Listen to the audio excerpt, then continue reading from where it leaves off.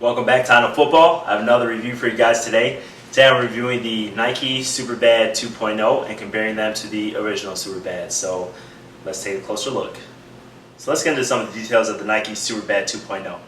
First of all, these gloves cost about $50. That's actually $5 more than the original Superbads cost.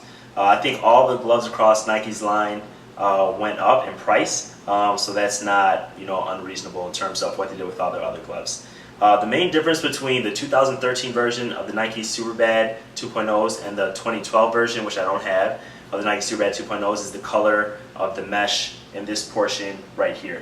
So the reason why it took me so long to get these gloves is I wanted an all-white glove, or mostly white. And if you look at last year's model, this right here was black. So all the glove colors were trimmed in black, and that's not something that I wanted. So this year they're all trimmed in white. You can get the same colors like navy, red, purple, blue, black, white, and they're all going to be trimmed for the most part in this white color right here. Versus the original Superbads, it has a completely different design. This has more of that like skeleton look. And if I put on this other glove real quick, I'll show you what some of the differences are. Mainly, this glove, the white one, fits a lot tighter than the original Superbads. So the original Superbads, these are the Superbad SGs, they have super grip. There are some Superbads out there that have Magnum grip, but these particular ones have super grip. So it's actually going to be a little more sticky than the new Superbads that have Magnum grip. I think these will last a little bit longer in terms of the stick on the glove.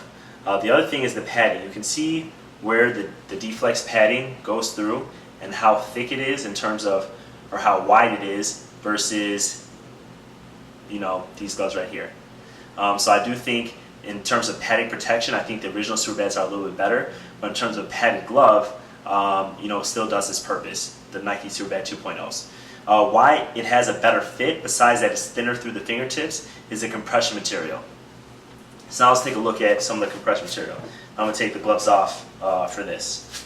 So if you look at the original Superbads, it's going to be hard to see because it's in black. I don't have my old gray ones anymore. But the part that is actually compression is going to be this part right here that's all around the Nike sign. You see that sewn line that comes from here and comes around down here. Everything on this side is going to be compression. So that material will actually stretch. See how it stretches? This part doesn't stretch as much as this material does. So that's going to keep it locked down on your hand. That's something that the VaporJet 2.0s do not have. Here, the compression is going to be all of this white material that was black on last year's model. All that's going to stretch. It actually stretches a lot more, as you can see, so it gives you a tighter fit. So it's going to feel better around your wrist and tighter around your fingers, which, as you know, is going to give you better ball feel as the glove is more in tune with your hand. So the other big difference is obviously the palm logos. You can give the Nike sign when you put the gloves together like this, where these ones are all black. Now I love the look of this because it's all black. There's no skeleton look, which I didn't like at first.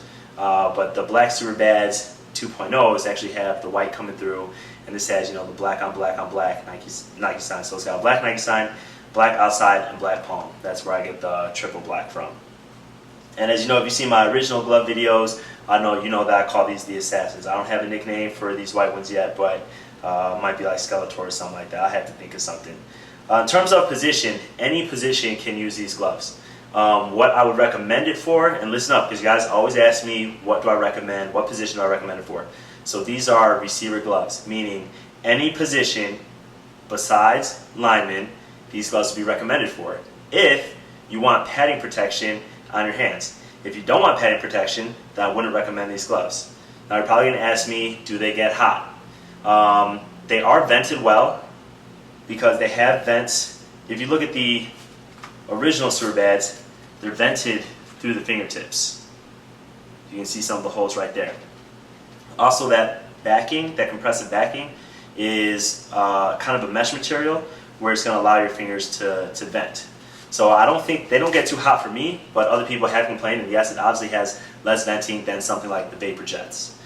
This glove is very similar, so there's no venting in the leather on the fingertips that I can see, but the glove, it vents a lot more because it vents all the way up through the palm, as you can see here.